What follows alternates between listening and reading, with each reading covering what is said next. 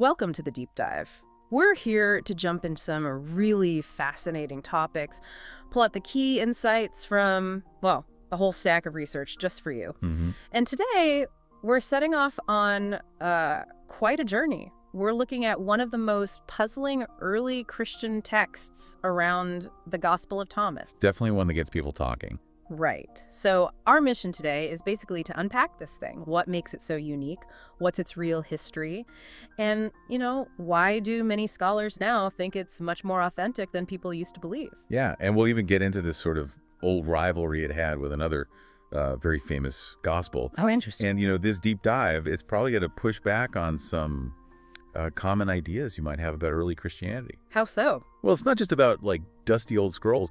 It's about seeing a different side of Jesus, maybe a more mystical side. Offers some really deep insights, I think. Okay, let's do it. Let's lift the veil on this ancient mystery. What is the Gospel of Thomas exactly, and how is it so, different from the Gospels we know in the New Testament?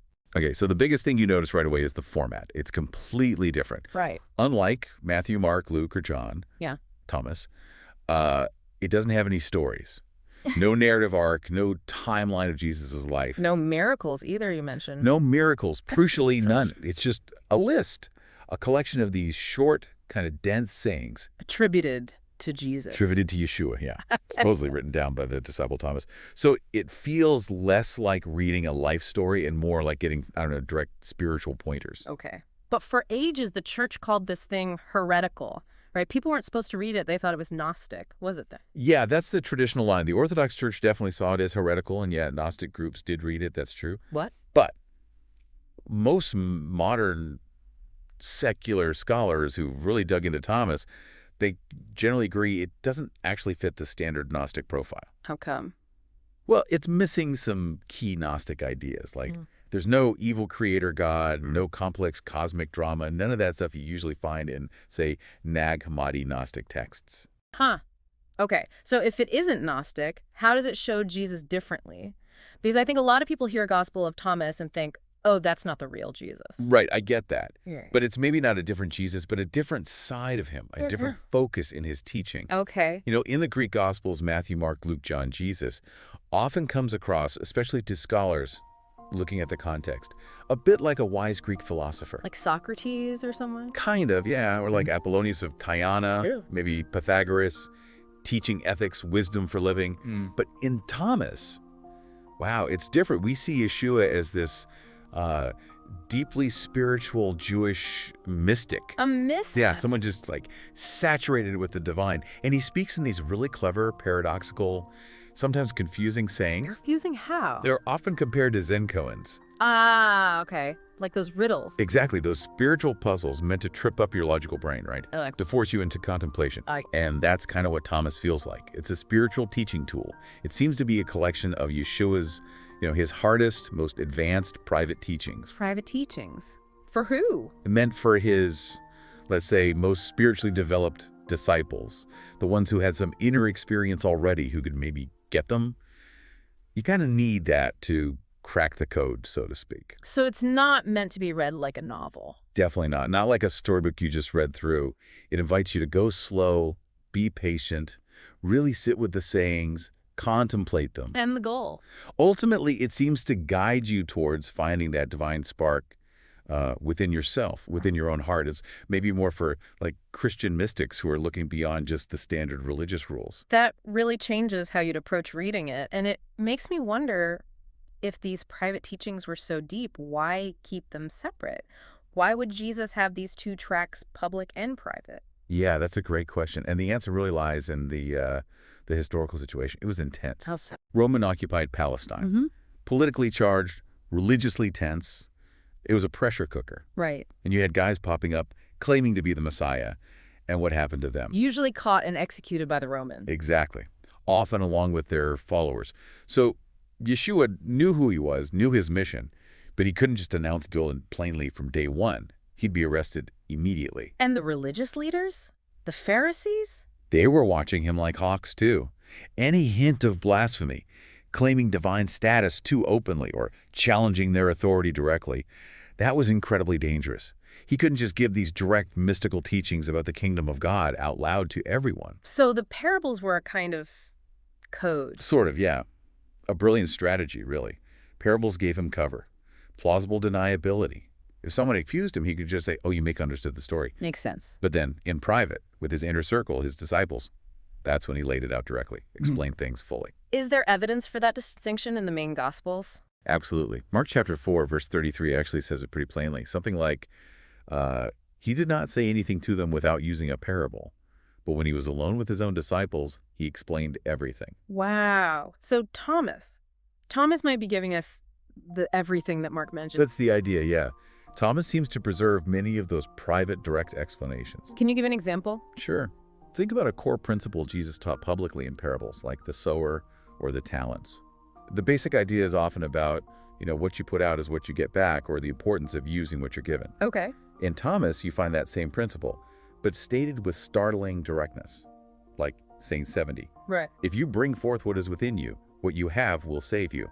If you do not have that within you, what you do not have within you will destroy you. Whoa, that is direct. See, same core idea as the parables, but the delivery is just boom, totally different, much more intense maybe. Okay, this feels huge. But like we said, for centuries, the official line was, Thomas is a late forgery, it's Gnostic, don't read it. What does actual modern scholarship say now about when it was written? Is it reliable at all? Right, the 2nd century Gnostic forgery label. It's kind of ironic, actually. Lyra. Because the New Testament itself, contains texts that most critical scholars agree are likely forgeries from the 2nd century. Like which ones? Books like 2 Peter or the pastoral epistles 1 and 2 Timothy, Titus, widely thought to be written in Paul's name long after he died. Oh, okay. So when you look at the actual manuscript evidence for Thomas, it's just as good, maybe even better in some ways, than for some New Testament books. Really? What evidence? Well, the big finds were papyrus fragments discovered back in the late 1800s in Egypt, at Oxyrhynchus. Okay. And paleographers, the experts who study ancient handwriting, they dated the oldest fragments of Thomas found there, called Papyri 1, 654 and 655, to somewhere between 150 and 200 CE. 150 to 200 CE, and how does that compare? Well, think about this. The oldest agreed-upon fragment of any New Testament book is called P52, a tiny piece of John's Gospel. And its date, usually put around 125 to 175 CE, often cited as maybe 150 CE. So Thomas fragments are basically just as old as the very oldest piece of the New Testament we have. Pretty much, yeah. And there was another discovery reported in 2023, a papyrus fragment with bits of Matthew, Luke, and Thomas all together, dated between 150 and 190 CE. Wow. So these Thomas fragments are definitely older than the vast majority of New Testament manuscript copies we possess, and right there alongside the absolute earliest ones. That really challenges the late forgery idea. Okay, manuscripts aside, what about the text itself, the language? Does that tell us anything about its age? Yes, absolutely. This is where scholars like Helmut Koester and Elaine Pagels made some really important arguments. What do they argue? They argued for an even earlier date for Thomas, maybe as early as the first half of the 1st century. Wait, 1st century, like contemporary with Jesus, or just after? Potentially, yeah. Right at the beginning of the Jesus movement. And their argument is based on the style of the language. It seems more primitive. Primitive how? Okay, there's this rule in textual criticism studying ancient texts. It's often linked to a scholar named Bengal. Basically, it says, if you have 2 versions of the same passage, the harder one to understand, the more awkward or shorter one, is usually the older, more original version. Why is that? Because scribes copying texts over time tended to smooth things out, clarify things, maybe add explanations or details. They generally didn't make things more difficult or cut words out, especially words attributed to Jesus. Okay, that makes sense. So Thomas's sayings are harder. Often, yes. Yeah. Compared to the versions we find in Matthew and Luke. Remember, Thomas shares maybe 40% of its material with Matthew and Luke stuff scholars think comes from that shared Q source of sayings. Right. Yeah. But when you compare the same saying in Thomas versus Matthew or Luke, the Thomas version is consistently shorter, more abrupt, sometimes more puzzling. Can you give an example? Sure, take the parable of the mustard seed. In Mark's gospel, it's about 71 words long. In Thomas, saying 20, it's just 34 words. Wow, much shorter. Yeah, Mark's version is like 52% longer, more descriptive. Or the lost sheep. Matthew's version is 70 words. Thomas is saying 107 is 52 words, about 35% longer in Matthew. And Matthew even changes the ending slightly. How so? In Thomas, the shepherd finds the sheep and says something like, I love you more than the 99. Very direct, personal. Matthew changes it to, he is happier about that one sheep. a bit more detached. Interesting. Any others? The Nothing Hidden saying. Luke 8.17 has it at 28 words, Thomas saying 5, just 13 words. Luke's is over 50% longer. It really looked like later writers were adding context, explaining more, while Thomas preserves this incredibly bare, direct style. Almost like raw notes. Something like that, yeah. Plus, other scholars, people like April DeConnick, Eza Vermes, even Bart Ehrman, point out that Thomas contains Semitisms or Hebraisms, little linguistic clues, ways of phrasing things that suggest the original sayings might have been in Aramaic or Hebrew, the languages Jesus actually spoke. That also points to a very early Semitic origin, not a later Greek composition. That's pretty compelling evidence for it being early. Does it connect to any other really early texts besides Q? Yes, it does. And this is fascinating. Thomas shares a very specific, unusual saying with what many scholars believe was the actual first gospel ever written, the Hebrew Gospel of Matthew. Hebrew Matthew. I think Matthew was written in Greek. The Matthew in our New Testament is in Greek, yes. Yeah. But many early church fathers, Papias, Irenaeus, Origen, like a dozen of them, they all testify that Matthew first wrote a gospel in Hebrew, specifically for Jewish believers, probably very early in the first century. Okay, so what's the saying? Right, in that lost Hebrew Gospel of Matthew, there was a saying recorded as, "He who seeks will not stop until he finds, and having found, he will be amazed, and having been amazed, he will reign, and having reigned, he will rest." Okay, got it. Now compare that to Thomas saying too, "Let him who seeks continue seeking until he finds. When he finds, he will become troubled. When he becomes troubled, he will become astonished, and he will reign over the all." Very similar. Thomas seems a tiny bit longer there with become troubled. It is, yeah. The Hebrew version seems slightly shorter, maybe a bit more terse, which could suggest it's even older, but both of them are clearly way shorter and punchier than any versions you find in the synoptics. So Thomas shares DNA with this potentially earliest Hebrew gospel. Exactly. And there's even a possible hint in Paul's letters. Paul knew about Thomas. Well, maybe not Thomas itself, but the ideas in it. In 1 Corinthians chapter 4, Paul seems to be kind of sarcastically mocking some people in Corinth. He says, "Already you have all you want. Already you have become rich. You have begun to reign, and that without us. How I wish that you really had begun to reign, so that we also might reign with you." Reigning, like in the saying from Thomas in Hebrew Matthew. Precisely. Many scholars think Paul is directly referencing that saying, "Having been amazed, he will reign." It suggests that this kind of Thomas-like Christianity, focused on achieving spiritual insight and entering the kingdom now, was already around in Corinth when Paul was writing in the 50 CE. Wow. Okay, so multiple lines of evidence pointing early. But you mentioned the strongest evidence might be the Gospel of John acting as a polemic against Thomas. First, what's a polemic? Right. A polemic is basically a written attack. It's a text designed specifically to argue against, criticize, or diminish someone else's ideas or text. The word comes from Greek polemos, which means war. It was a pretty standard way of debating back then. Okay, like a written debate war. Kind of, yeah. And the argument here is that the Gospel of John, which most scholars date somewhere between 90 and 110 CE. So later than Thomas, if Thomas is early 1st century. Exactly. The argument is that John was written, at least in part, as a direct response to the Gospel of Thomas and the kind of theology it represented, a polemic against Thomas. Okay, so what was it in Thomas that the author of John or the Johannine community objected to so strongly?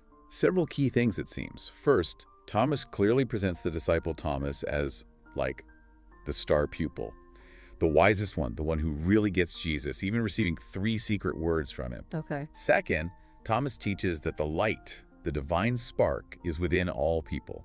Saying 50 says we came from the light and can return to it. It emphasizes discovering this inner light through Jesus' teachings. Right, self-knowledge. Yes, self-knowledge, spiritual awakening, mystical union with Jesus.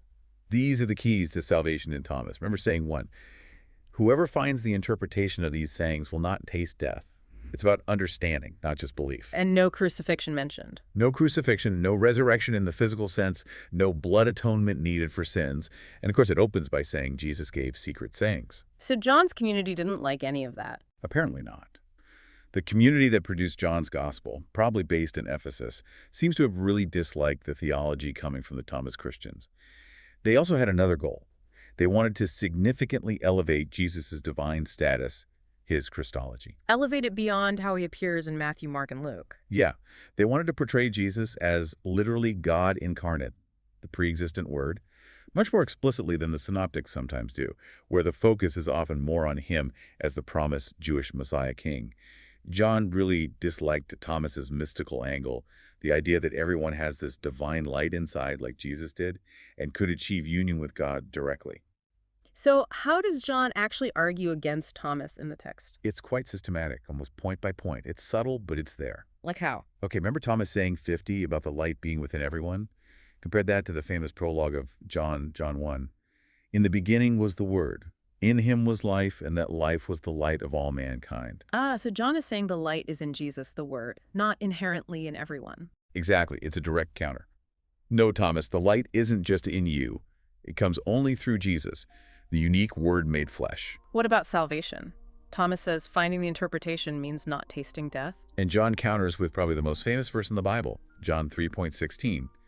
For God so loved the world that he gave his one and only Son, that whoever believes in him shall not perish but have eternal life. It shifts salvation from mystical understanding, Thomas, to belief in the person of Jesus, John. And the secret sayings. Thomas opens with, these are the secret sayings. John has Jesus declared publicly in John 18:20, I have spoken openly to the world, I have said nothing in secret.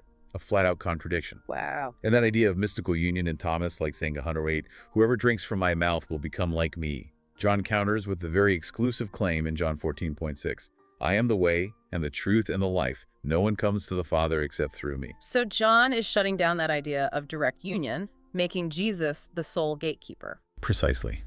Jesus is the only way, the exclusive mediator, not mystical experience, not self-knowledge, but Jesus himself. Okay, that brings us to the character of Thomas himself. How does John portray the disciple Thomas to make this argument? This is maybe the most brilliant and devastating part of the polemic. Because as we said in the other Gospels, Thomas is just a name on a list, basically. Right, hardly mentioned. But suddenly, in John's Gospel, Thomas gets all this stage time. And how is he portrayed? As a doubter, a fool almost, a cynical, slow-to-understand buffoon. He's consistently shown as the least advanced disciple, the one who just doesn't get it. The original doubting Thomas? Exactly. Yeah. John creates that archetype to serve his theological purpose. It's incredibly effective storytelling. Where do we see this in John? Well, take the story of raising Lazarus in John 11. When Jesus decides to go back to Judea where it's dangerous, what does Thomas say? Let us also go, that we may die with him.